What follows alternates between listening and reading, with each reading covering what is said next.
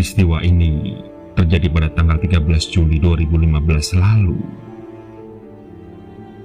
Saat itu, saya baru memulai kerja di sebuah SPBU dan sedang dalam masa training. Pekerjaan ini mengharuskan saya berangkat pagi jam 5:30 untuk mengecek kualitas minyak. Dan sesudah mengecek kualitas minyak, pukul 6 pagi sudah bisa dibuka untuk pengoperasian penjualan.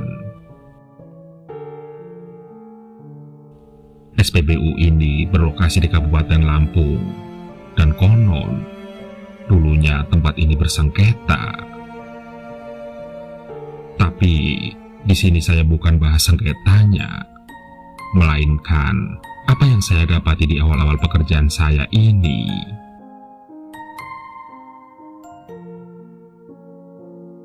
SPBU ini bukan yang buka 24 jam. Kami beroperasi dari pukul 6 pagi sampai 6 sore. Kadang pukul 5:30 sore sudah kami tutup. Karena jalur tempat SPBU ini berdiri tergolong jalur sepi. Singkat cerita, hari itu kami tutup pada pukul 18:10. Sedikit lebih lama dari biasanya karena banyak konsumen. Dan setelah para pegawai hitung-hitungan untuk total penjualan, pekerjaan harian saya dimulai. Pekerjaan saya adalah sebagai pengawas di sana untuk bagian pengecekan minyak. Sesudah semua operator selesai bekerja, saya cek minyak satu persatu untuk sampel besok pagi. Apakah ada perubahan atau tidak selama penyimpanan semalaman?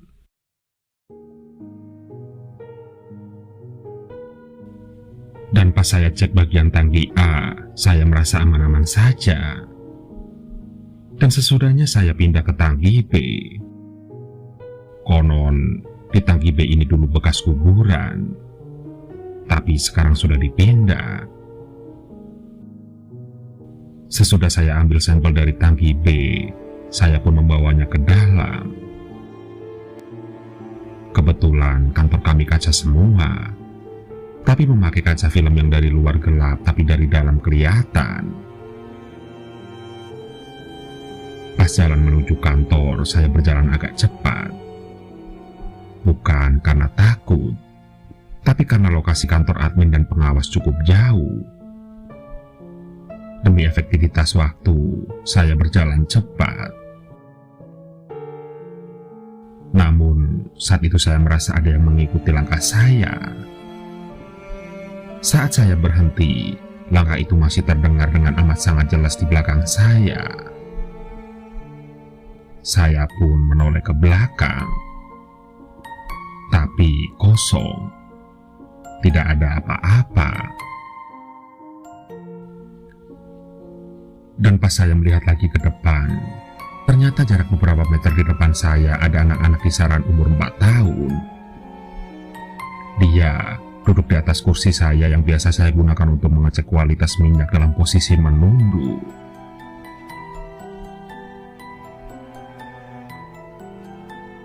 Saya tahu tidak ada anak kecil di sini. Saya yakin. Merasa ada yang tidak beres, saya pun berlari ke arah kantor admin. Di kantor admin, saya menunggu salah satu operator menyelesaikan tugasnya. Kemudian saya minta tolong untuk menemani saya untuk mengambil sampel lagi ke tangki B. Soalnya, karena panik saat berlari tadi, minyak yang dari tangki B yang saya bawa tumpah. Jadi saya harus mengambil ulang sampel minyak tersebut untuk pengecekan ulang.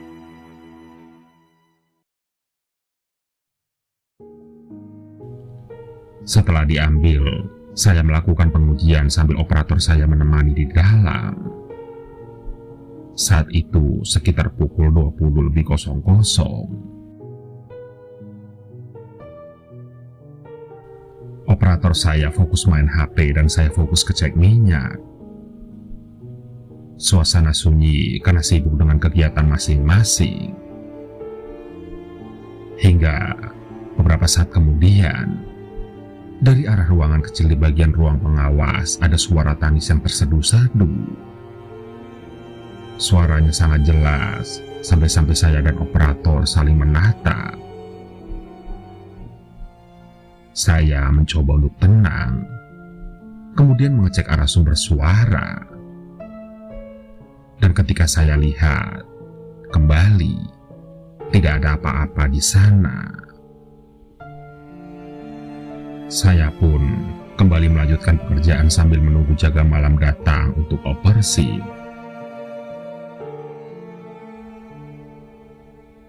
Dan sesudah pengecekan selesai, saya membawa kursi ke depan ruangan admin. Suasana sepi terasa cukup mencekam. Dan terlihat admin masih sibuk di dalam menghitung uang penghasilan hari ini. Saya mengawasi dari luar, sedangkan operator yang tadi menemani saya sudah pulang. Kini hanya tinggal saya dan admin.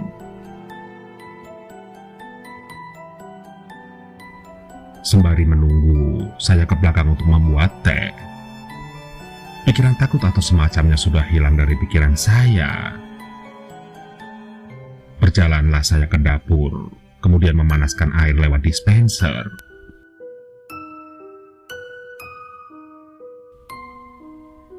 Sambil menunggu air panas, saya berdiri membelakangi pintu dapur.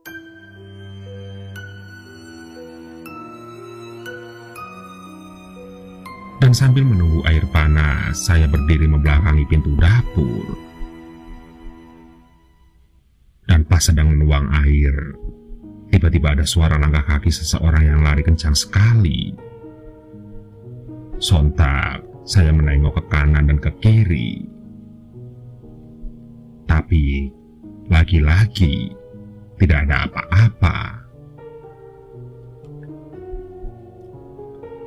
Ah, mungkin angin kali, pikir saya waktu itu. Walaupun itu hanya akal-akalan otak saya saja agar supaya saya tetap tenang. Padahal suara langkah kaki itu memang terdengar cukup keras.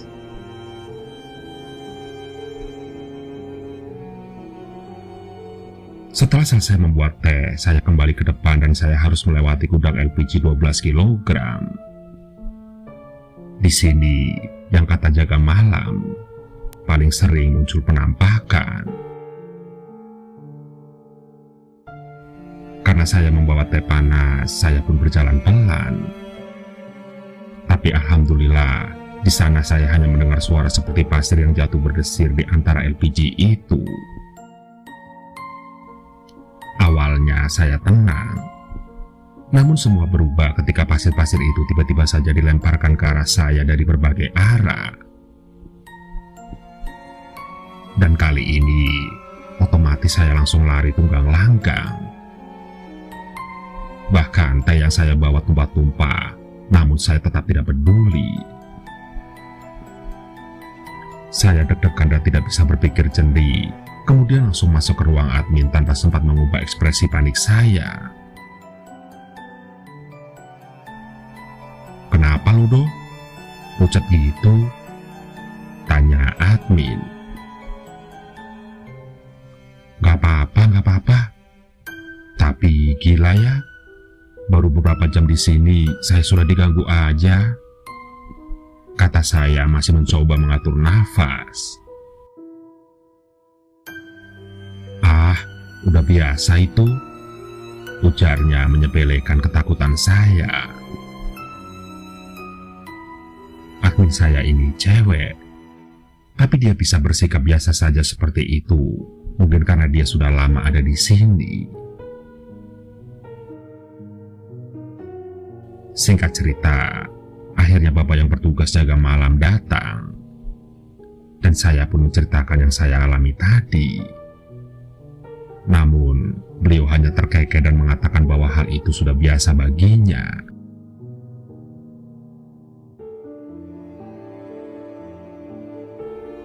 Jam kerja saya telah usai. Saya pun mengambil motor dan pulang ke tempat tinggal saya. Kebetulan tadi itu jam lembur dan besoknya saya kebagian masuk siang. Singkat cerita, keesokan harinya pukul 13.00 oper shift 1 ke shift 2. Saya kebagian shift 2 siang.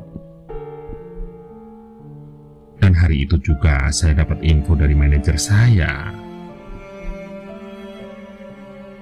"Dok, nanti malam ada perubahan harga Pertalite." Otomatis saya diam dan berpikir. Soalnya untuk merubah harga pasti pada malam hari tepat pukul 00:00. Dan karena tidak menjawab, saya pun ditegur. "Dok, kok diem? Bisa kan ubah harganya? Kamu kan sudah diajarin." Dengan agak kaget saya jawab, "Siap Pak, bisa." Walaupun dalam hati jujur agak keberatan.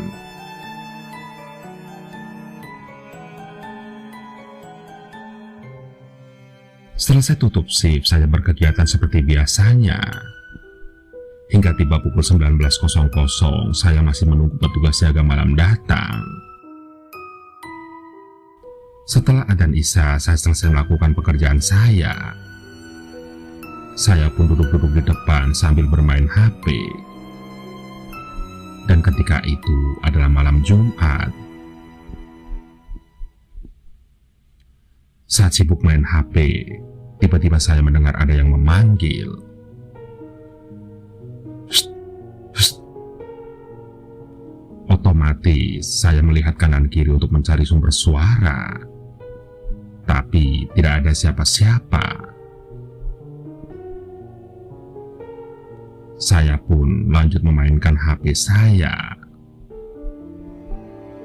Dan saat fokus sedang main HP, tiba-tiba terdengar suara cekikikan tertawa yang entah asalnya dari mana. Tapi terdengar sangat dekat. Sontak saya berteriak sambil lari ke ruangan admin. Dan seperti biasa, si admin hanya tersenyum. Dia tampak begitu tenang, kemudian bertanya kepada saya apa yang sedang terjadi. Saya kembali diejek olehnya. Bahkan dia mengingatkan bahwa nanti malam saya akan mengganti harga Pertalite.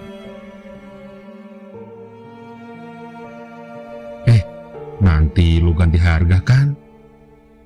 Nah, itu bisa lebih ekstrim tuh," katanya sambil terkekeh.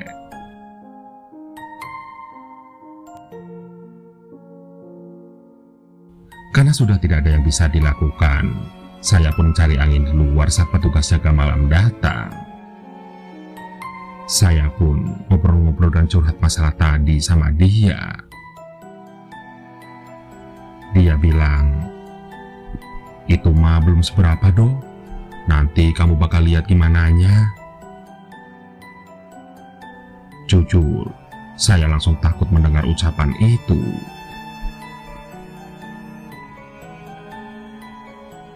Singkat cerita, saya pun pulang dari SPBU jam 20:45. Memang saya harus ganti harga tengah malam nanti. Namun saya memilih menunggunya di rumah saja. Jarak rumah saya ke SPBU berkisaran 10 km.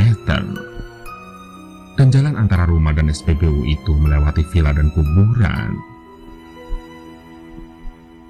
Saat saya sudah siap-siap untuk pulang, admin tiba-tiba keluar dari ruangannya. "Dok, pulangnya gua nebeng dong. Tungguin sebentar ya." Saya mengiyakan. Saya pun mengiyakan. "Lumayan biar ada temen," kata saya dalam hati. Karena menunggu si admin tadi, akhirnya saya baru benar-benar berangkat dari SPBU sekitar pukul 21:30. Perjalanan kami yang lancar mulai menjadi aneh saat sampai tanjakan ke arah villa. Motor Motor yang saya pakai mendadak terasa berat, padahal cuma dibonceng si admin.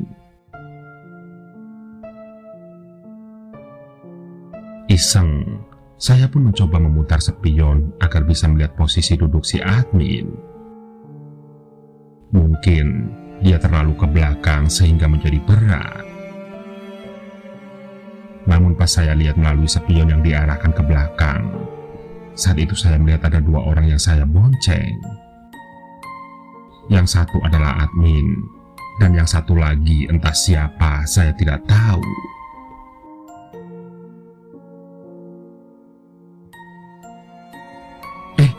Itu apa di belakang lu? Kata saya panik.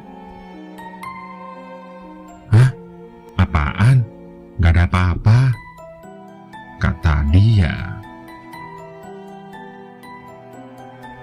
Sial, itu siapa ya? Saya cuma bisa bergumam dalam hati. Bukan apa-apa, karena terlihat dari spion saya sedang membonceng dua orang. Ada penumpang tambahan yang posisi duduknya punggung-punggungan sama admin saya itu. Saya coba gaspol agar segera sampai ke tempat ramai, tapi susah. Motor terasa berat sekali. Akhirnya saya tetap melanjutkan perjalanan dengan membalikan lagi spion ke posisi normal sambil berdoa di dalam hati. Dan alhamdulillah setelah lewat pekuburan, semuanya lancar. Saya tidak melihat lagi sosok itu.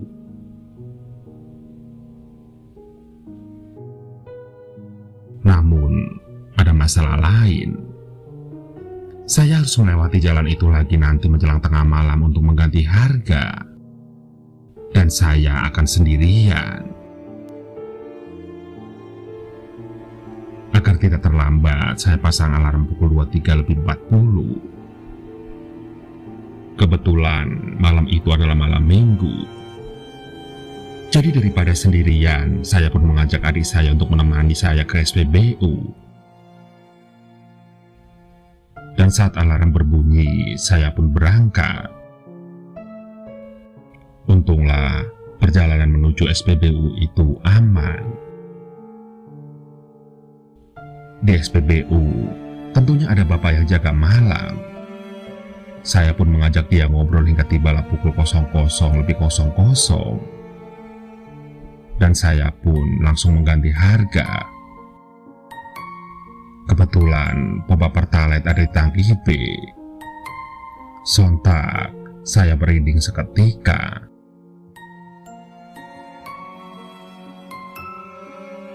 Akhirnya, saya minta yang jaga malam untuk menghidupkan mesin dan saya bergegas mengganti harga.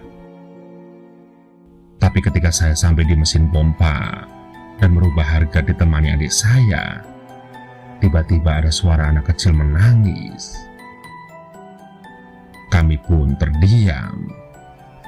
Saya mengira itu adalah imajinasi saya yang ketakutan duluan. Sampai akhirnya adikku bertanya,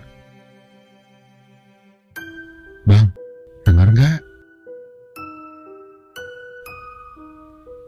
"Udah diem aja, jangan ngomong apa-apa," jawabku.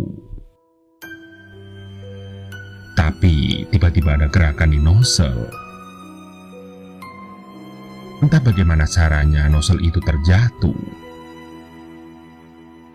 Dan saat saya mengembalikan ke posisinya semula, tiba-tiba ada suara tertawa yang asalnya seakan dekat sekali dengan posisi kami. Tanpa dikomando, kami pun langsung lari bersamaan.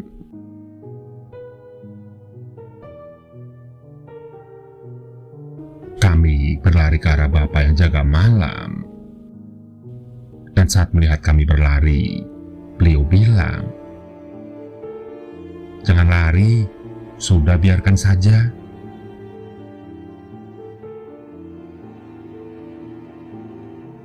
Setelah selesai merubah harga, adik saya minta ditemani ke toilet. Keberanian saya memang benar-benar tipis. Mendengar adik ngomong begitu, saya pun jadi panik. Bagaimana tidak? Posisi WC dan dapur bersebelahan dan harus lewat gudang LPG. Udah sendiri aja sih, kataku. Temenin ngapa bang? Takut gua, kata dia memohon. Akhirnya, mau tidak mau saya mengantarkan dia ke toilet. Di toilet suasana sangat sepi. Hanya ada suara jangkrik.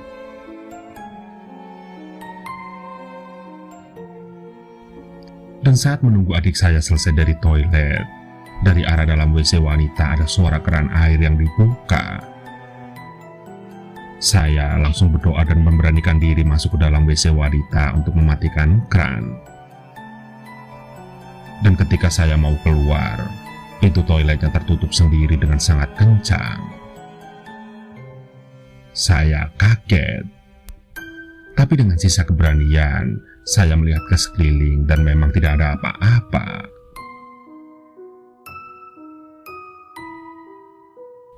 Sampai, "Bang, di mana?" Adik saya memanggil. "Tunggu," kataku. Aku pun keluar dari WC wanita bertepatan dengan lampu tengah yang mati dan menyala. Sekarang saya melewati gudang LPG. Dan di situ saya melihat ada wanita duduk sambil mengayun-ayunkan kaki. Dan karena tidak tahan lagi, saya pun menjerit. Pak Hambali yang mendengar cerita saya sontak berlari ke arah saya. Beliau lalu mengusir sosok itu dan anehnya sosok itu lantas menghilang. Saat itu waktu sudah menunjukkan pukul 1:30.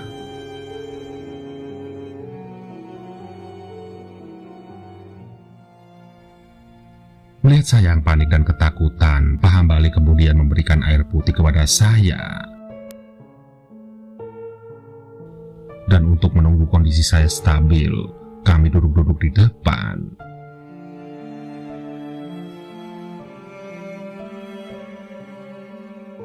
Saya pikir semuanya sudah selesai. Tapi tidak.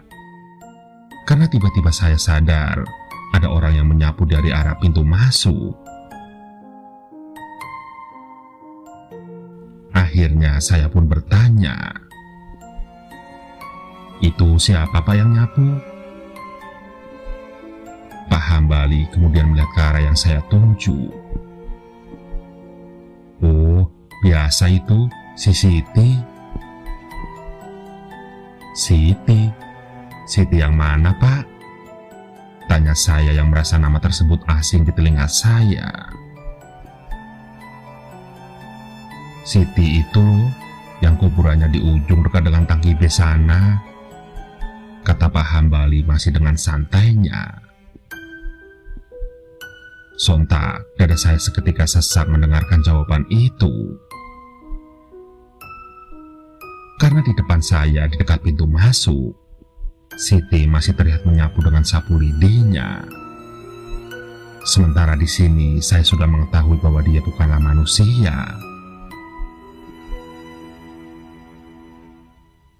"Siti itu yang anak kecil itu bukan Pak?" tanya saya memastikan. "Iya benar, itu si Siti," kata Pak Hambali membenarkan ucapan saya. Saya tidak bisa menjawab lagi saking gemetarannya. Bayangan itu ada di sana, samar-samar seperti menyapu, lalu lama-kelamaan hilang beberapa waktu kemudian.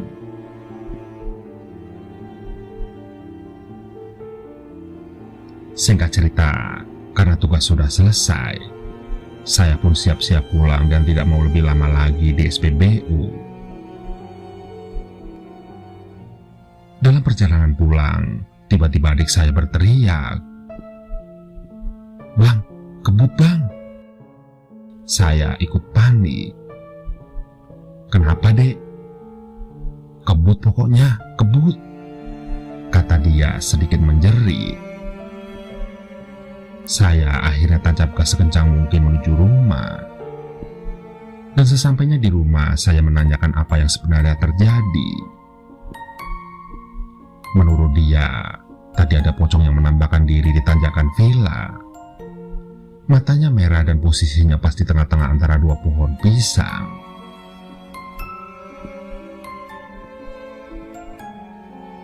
Saat kami masuk ke dalam rumah, tiba-tiba bapak ada di depan pintu dan bilang, "Ngapa lu ikut masuk? Pulang sana lu," kata bapak. Saya bingung dengan ucapan bapak. Apa kami diusir karena pulang terlalu malam? Atau saya kemudian melihat ke adik saya. Dia terlihat pucat dan pandangannya kosong. Akhirnya kami disuruh duduk dulu sama bapak di ruang tamu. Kami disuruh minum seakan-akan bapak tahu ada sesuatu yang terjadi. Dan benar saja, ketika saya mau bercerita, bapak sudah motong. Iya, bapak sudah tahu. Tadi dia ikut kalian tapi nggak sampai naik di motor. Selah bapak. Terlihat adik saya masih bengong saja. Dan saat ditepuk sama bapak, baru dia agak rada sadar. Setelah mengobrol sebentar dengan bapak, kami pun akhirnya beranjak tidur. Kebetulan kamar saya di lantai atas. Tapi malam itu saya minta tidur di bawah ditemani ibu dan bapak saya. Sesekali saya melihat adik saya masih saja bengong, tapi kalau diajak ngobrol sudah mulai nyambung. Hingga akhirnya kami semua terlelap tidur. Di dalam tidur itu, saya bermimpi Siti mengajak saya bermain. Dan di mimpi itu juga, saya diberi sapu oleh Siti tanpa dia mengatakan apapun. Pagi harinya, saya menceritakan mimpi saya ke manajer saya. Sosok Siti sendiri nyatanya sudah dikenal karyawan lain, terutama yang sudah lama bekerja di sana. Menurut manajer saya, dan dalam pikiran dia, itu kode kalau dia minta makamnya dibersihkan. Akhirnya malam harinya seluruh karyawan diminta untuk mengirim doa, kemudian tutup lebih awal dan lebih memperhatikan lagi kebersihan bekas lokasi makam Siti. Dan semenjak itu, kejadian mistis jauh berkurang di SPBU kami. Sekalipun ada, gangguannya tidak seberapa ekstrim. Hanya sekedar ketawa kecil dan suara menangis saja.